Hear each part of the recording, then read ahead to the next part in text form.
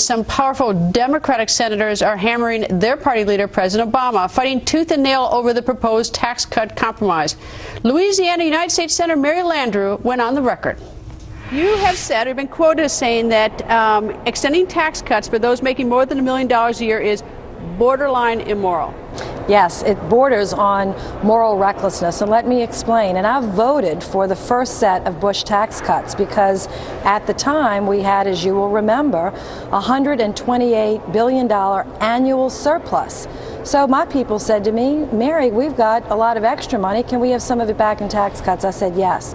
This time is different. We don't have a surplus. We have a deficit as far as we can see. We have debts piling up in Iraq and Afghanistan. We have senior citizens not getting the kind of COLA that they need or deserve. We have men and women in uniform not getting the kind of COLA they need or deserve. And Greta, we're now being asked to consider giving income tax cuts to individuals and families that in this recession have managed to figure out a way to earn $1 million a year. And we're borrowing that money. So well, let me tell you a different viewpoint. You say borderline immoral. I'll tell you what I think is immoral. Number one is that you all wait till the last minute to do this for political reasons. You didn't have to do that. You know, you guys could have decided this a long time ago, so there's a lot of pressure. Number two is you really don't know how much money you need because we have no budget. So you guys didn't do a budget, so we don't know how much we truly need. Number three is that the waste and fraud. You've got things like the Joint Strike Force alternate engine that the Pentagon says they don't need, they don't want, the Obama administration doesn't want, yet we spend billions of dollars still going forward, and it's utter waste if nobody needs it or wants it. I mean, I could go through, and there's no sort of aggressiveness in terms of going after waste. So, and you talk about giving. Most people, Americans, no matter what the income level is, they don't think of taxes as the government giving. They see the government as taking. So it's the wrong sequence that you're all going after this. Well, let me tell you just a couple things. First of all, I'm on the Appropriations Committee. We've already passed 10 out of our 11 appropriation bills, and they're ready for floor action, but being blocked basically by the Republican leadership. Number two, I voted to eliminate. Let me just finish. Waste, fraud, and abuse. Number three, I support. Yes, I support Secretary Gates's call for less defense spending because some of it is wasteful in itself. But let me just say that to say that we, in times of need, where middle-class families are struggling, and I mean the broad middle class, Greta, I'm talking about families that make $250,000 a year, $300,000 a year, $400,000. That's a lot of money in Louisiana. It's not a lot of money. Let me just finish.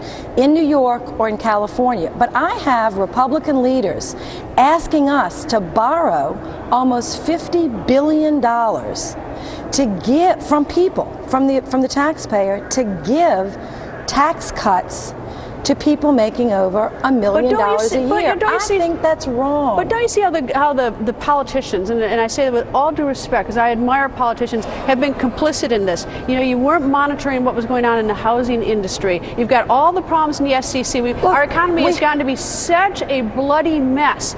And you all wanted the responsibility, and you don't even have a budget. We don't even know how much money we need. Well, first of all, when you talk about we, President Obama has been in office for 2 years. Much of this he inherited from the former president and former Congress. I'm not saying that we don't have some blame to share here, but to say, I'm not sure if you're saying the Democrats are a problem. I'm holding everybody accountable. I'm holding both of you accountable. Fine. We have all made mistakes, but let's not make another one. Let's not borrow $50 billion that we don't have to give income tax, dividend, and capital gains tax to people making an annual income of $1 million. And I want to say one more thing.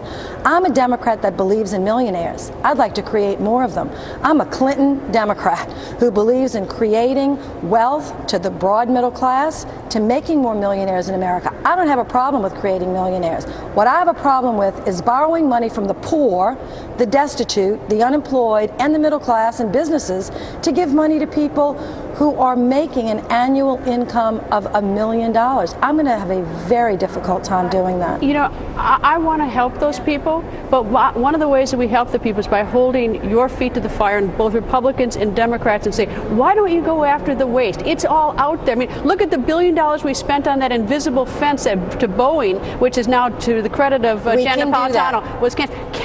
But you haven't. And every time you run for office, not you, but politicians, you say, we're going to go after waste and fraud. We don't hear any of that until now at the last minute. All of a sudden, you're all revved up about taxes, and you're talking about, you know, how we're going to give money to the rich, and the American people are saying, you know, how much do you need? You don't have a budget. Well, first of all, it's not how much we need, it's how much we don't have. We don't have this money. But the reason you don't have it is because it wasn't managed. I mean, the government hasn't been managed. That is not just mismanagement. It's getting tax cuts that we couldn't pay for. It's going into 2 wars that President Bush didn't pay for.